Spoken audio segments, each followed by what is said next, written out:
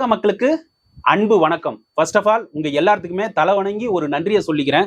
ஏன்னா இவ்வளவு பெரிய சரித்திர பதிவை செஞ்சது உங்களால மட்டும்தான். அது என்னாலே நீங்க எல்லாருமே சேர்ந்துதான் இவ்வளவு பெரிய சரித்திரம், அதுவும் இவ்வளவு ஒரு மாடர்ன் உலகத்துல அந்த ஒரு கட்சிகள் இருந்து என்னென்ன விஷயங்கள்லாம் பண்ணி இருபெரும் கட்சிகளுக்கு இடையே நாம அப்படி பூகம்பமா நிக்கிறோம் பாத்தீங்களா? அதுக்காக தான் நான் சல்யூட்டு. இது நாம எல்லாருமே நமக்கு நாமே ஒரு சல்யூட் வச்சுக்கணும். அதுதான் ரீசன். ஏன்னா நம்ம சுயமா சிந்திச்சிருக்கோம். ஓகேப்பா, இப்ப நான் இந்த வீடியோ முழுக்க நான் அது அந்த கவுண்ட் இந்த கவுண்ட் இப்படி எல்லாம் சொல்ல போறது கிடையாது. கொண்டாடுற வீடியோவா தான் இது வச்சுக்க போறோம். இது 6 நிமிஷம் வந்தாலும் சரி, 5 நிமிஷம் வந்தாலும் சரி, எவ்வளவு வந்தாலும் சரி, என் மனசுல இருக்கிறத அப்படியே சொல்லிடுறேன். தளபதி விஜய் அவர்கள் தமிழக வெற்றி கழகத்தை என்னென்னலாம் சொன்னாங்க தெரியுமா? என்னென்ன சொன்னாங்க தெரியுமா? அதாவது நாம சொன்னோம். ஆக்சுவலா நீங்க என்ன வேணாலும் சொல்லிட்டு போங்க, அது அப்புறம் வரேன். நாங்க என்னென்ன சொன்னோம்னா, மாற்றத்திற்கான நேரம் மாற்றம் அப்படின்னு சொன்னோம். விஜய்னு ஒரே ஒரு முகம்னு தான் சொன்னோம். விஜய் அலைன்னு சொன்னோம். 67 77 77 2026 வரலாறு திரும்புதுன்னு சொன்னோம். கேட்டீங்களா? இது எல்லாம் தாண்டி ஒரு முக்கியமான விஷயம் அடிக்கடி நம்ம சேனல்ல சொல்லிக்கிட்டே இருப்பேன். பணம் கொடுத்து சாதிச்சிடலாம், என்ன தப்பு வேணாலும் செய்யலாம். ஆனா பணம் கொடுத்தா அந்த நைட்டு நாள் எலெக்ஷனுக்கு முன்னாடி ஒரு பணம் கொடுத்துட்டா சாதிச்சிடலாம் அப்படிங்கிற ஒரு விஷயத்த ஆழமா அந்த வேற புடிங்க எறியணும் நான் ரொம்ப நாளா சொல்லிட்டு இருந்தேன். அது இங்க நியாயமா இருக்குது. அது நிரூபிச்சிருக்குது. அப்படிதான் பணம் கொடுத்தா இனிமேட்டு சாதிக்க முடியாது. நாம ஒழுக்கமா தமிழக மக்கள் கிட்ட நடந்தா நாம ஜெயிக்க முடியும். மக்கள் கிட்ட மக்கள் பணி ஆற்ற முடியும். அரசியல் கட்சியா ஒரு நிலைச்சு இருக்க முடியும் மக்கள் மனசுல அப்படிங்கிறது. அதாவது பணம் கொடுத்தா ஜெயிக்கிற முடியும் அப்படிங்கிறத முறியடிச்சது இந்த தேர்தல். பணம் கொடுத்தா ஜெயிச்சிரும்னு நினைச்சுக்கிட்டு இருந்தாங்க பாத்தீங்களா?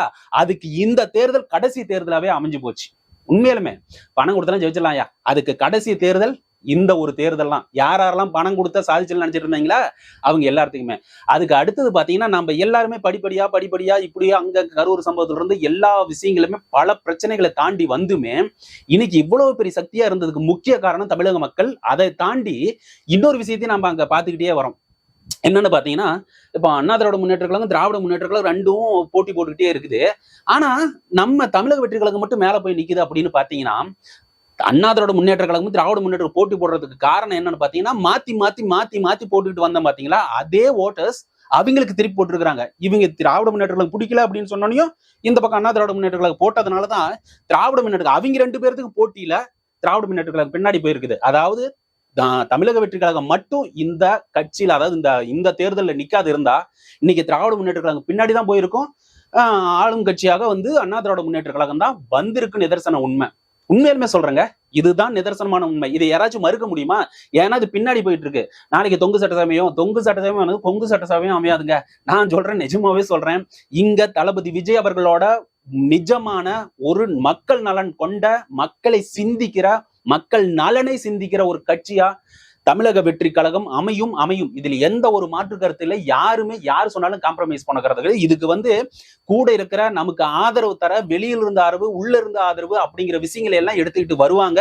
அவங்களே தமிழக வெற்றி கழகத்துக்கு மறுபடியும் ரீஎலெக்ஷன் போனாலும் இதே ரிசல்ட் இதை விட பல மடங்கு வரும்.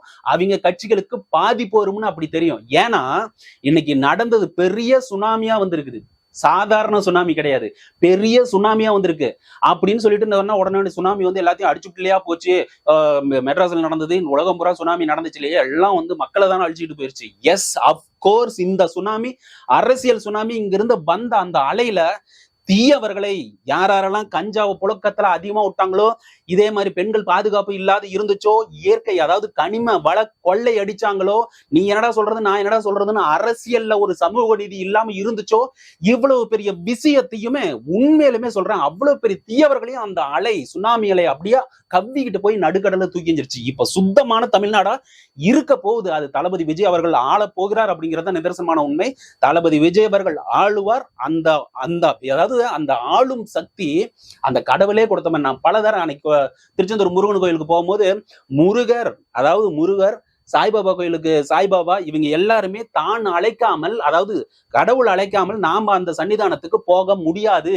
இது எனக்கு மனசால பட்டது. உண்மையிலுமே சொல்றேன், பல பேர் பல குலதெய்வத்துக்கு போலாம்னு நினைச்சிட்டு இருப்பீங்க. ஆனா முடியாது. காரணம், அந்த குலதெய்வ சாமி இல்ல அந்த புண்ணிய அந்த ஸ்தலத்துல இருக்கிற அந்த கடவுள், நீ வாப்பா என் புண்ணிய ஸ்தலத்துக்கு அப்படின்னு சொன்னா மட்டும்தான், உத்தரவு கொடுத்தா மட்டும்தான் உங்க பாதம் அங்க படும். அப்படிப்பட்ட ஒரு மனுஷன் இன்னைக்கு தமிழ்நாட்டுக்கு ஒரு புண்ணியவானா இருக்கான். இவனை ஆள விடுறா. என் சன்னிதானத்துக்கு வந்துட்டு ஒரு காலடி பட்டுட்டு போ, நான் ஆசி வழங்குறேன், நீ போய் தமிழ்நாட்டு ஆளு, எந்த பிரச்சனையும் நான் பாத்துக்கிறேன் அப்படிங்கிற ஒரே காரணத்துக்காக தான் தளபதி விஜய் அவர்கள் வந்து அங்க திருச்செந்தூர் போயிட்டு வந்தாரு, இங்க சாய்பாபா கோயிலுக்கு போயிட்டு வந்தார். போயிட்டு வந்த அடுத்த கணமே இன்னைக்கு ஒரு நல்ல ரிசல்ட் வந்திருக்குதுன்னா கடவுளின் அருள் கண்டிப்பா இருக்கு. அவர் மக்கள் நலனுக்கு எதிராக செயல்பட மாட்டார் அப்படிங்கிறது 100% நம்பலாம். அப்படிதான் நான் நம்புறேன். மீறி ஏதாவது நடந்தா நம்ம அதை விடுங்க, அப்படிலாம் நடக்க போறது கிடையாதுங்க.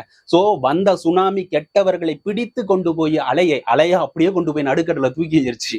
இதனால நம்மள செலிப்ரேட் பண்ணோம். பட்டாசு வாங்குறீங்களா, பாதுகாப்பா வெடிங்க. பட்டாசு வெடிக்கும் போது சரி, இல்ல நம்ம அந்த ஆர்வ மீதியால நம்ம சின்ன பசங்க எல்லாம் போயிட்டு பட்டாசு வெடிக்கிறோம் அப்படின்னு சொல்லிட்டு வெங்காய வெடியில அந்த வீர சாகசங்கள்லாம் பண்ணுவாங்க. தயவு செய்து பாதுகாத்துக்குங்க. அதே சமயத்துல இருக்கிற குட்டீஸ் எல்லாமே ஓவர் கான்பிடண்டா அங்கோடவும் இங்கோடவும் படிக்கட்டுல ஏறவும் இறங்கும் இது மாதிரி இருப்பாங்க. அவங்களையும் பாதுகாத்துங்க.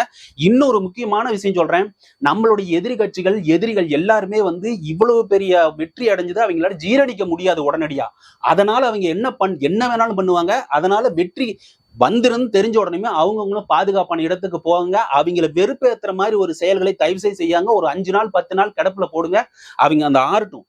ஒரு பிரச்சனை வந்ததுக்கு அப்புறம் அது ஆற போட்டு நம்ம போனாதான் நல்லது அப்படிங்கறத என்னோட அட்வைஸா இருக்குது. இந்த அட்வைஸ் எடுத்தாலும் எடுத்துக்கலாம், எடுக்காட்டி இல்ல. பட் இருந்தாலும் ஒரு பாதுகாப்பு கருதி நம்ம சேனல் வழியா நான் மத்தவங்களுக்கு சொல்றது என்னன்னா, ஒரு உற்சாகமும் ஒரு உத்வேகமும் இருக்கும். அது இன்னைக்கே நம்ம காட்டணும்னு அவசியம் இல்ல. பொறுமையா வச்சு செலிப்ரேட் பண்ணலாம். நம்மளுடைய மனசுல இருக்கிறது எல்லாத்தையுமே நம்ம வச்சு செலிப்ரேட் பண்ணணும். அதுக்கு கொஞ்சம் டைம் எடுத்துக்குவோம்.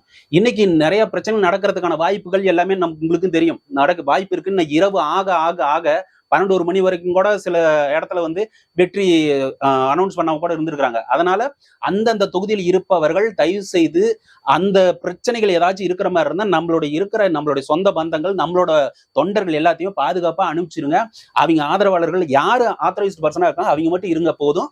மீதி வந்து அங்க அந்தந்த ஊர்ல இருக்கிறவங்க எல்லாமே செலிப்ரேட் பண்ணும்போது பாதுகாப்பு செலிப்ரேட் நம்மளுடைய எதிரிகளுக்கு நீங்க இந்த ஒரு வெறுப்பேத்துற மாதிரி செய்யாதீங்க. கொஞ்சம் இருக்கு, நாம ஆட்சி பண்ணுவோம். நமக்கு ஆட்சி பண்ணும் போது அவங்களோட ஆதரவு தேவைப்படாமையும் போகலாம். பட் அவங்க நமக்கு எதுவும் தொந்தரவு பண்ணாம இருக்கிறதுக்கு நாம நடந்துக்கிற விதத்துலதான் இருக்கு. தயவுசெய்து இது மாதிரி விஷயங்களை பண்ண வேண்டாம். தளபதி விஜய் அவர்கள் வருவா, அவருக்கு எந்த ஒரு குந்தவும் விளைக்காம நல்ல ஒரு ஆட்சி கொடுக்கணும். அதுக்கு நாம உறுதுணையா இருக்கணும் அப்படின்னு சொல்லிட்டு இந்த வீடியோ இதோட முடிச்சுக்கிறேன்.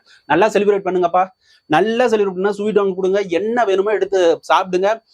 நம்ம அப்பா அம்மா கிட்ட சந்தோஷமா இருங்க. இன்னைக்கு லீவ் போட்டீங்களா போடலையா அப்படிங்கிறது தெரியல. ஆனா நான் இன்னும் சாப்பிடவே இல்லை. இந்த விஷயத்தை ஷேர் பண்ணிட்டு போகணும் சொல்லிட்டு போகணும் தான் உங்ககிட்ட வந்தேன். போஸ்டர் ரெடி பண்றேன்னா ரெடி பண்ணலையே எனக்கு தெரிய போறீங்க. ஆனா வந்து சீக்கிரம் ரெடி பண்ணி இன்னும் ஒரு 1/2 an hourல இந்த வீடியோ போடணும்னு தோணுது. இன்னும் வந்து அந்த ஒரு மெஜாரிட்டி கிடைக்காத நிலையில தான் இருக்குது. கடவுளை பிரார்த்திக்குங்க. என்ன சொல்றேன்னா, பிரார்த்தனை செஞ்சுக்கங்க. எதுக்கு? மெஜாரிட்டியோட நாம யாரோட தயவும் இல்லாத நாமளே ஆட்சி அமைக்கணும் அப்படிங்கிற ஒரு வேண்டுகோள் நீங்களும் வைங்க, நானும் வச்சுக்கிறேன். அதோட இந்த வீடியோ முடிச்சுக்கிட்டு கிளம்புறேன். நான் ஒரு நல்ல ஒரு டீட்டெயில் எடுத்துக்கிட்டு நெக்ஸ்ட் வீடியோல வரேன். அது வரைக்கும் விடை பெறுகிறேன்னு சொல்லிட்டு subscribe button bell icon click பண்ண நம்ம போடுற வீடியோ நோட்டிபிகேஷன் வரும்.